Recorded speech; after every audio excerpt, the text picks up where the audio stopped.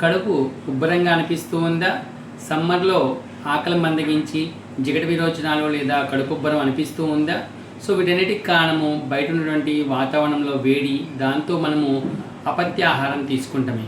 నా పేరు doctor Krishna Chaitanya, Sanjeevini Kerala Ayurveda hospital, Bhimavaram.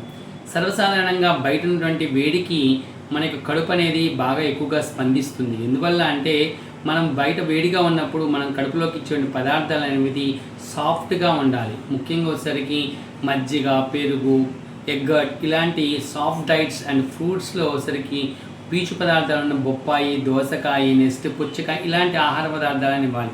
బయట ఆహారము అనేది తీసుకోకూడదు. ఎందుకంటే ఆహారము ఈ వేడి వల్ల త్వరగా చెడిపోతుంది. అటువంటి బయట ఆహారం తీసుకున్నప్పుడు ఈ బ్లోటింగ్, గమ్మోషన్స్ అనేవి ఎక్కువగా వస్తాయన్నమాట. అందువల్ల ప్రాపర్ డైట్ అనేది ప్లాన్ చేసుకోండి.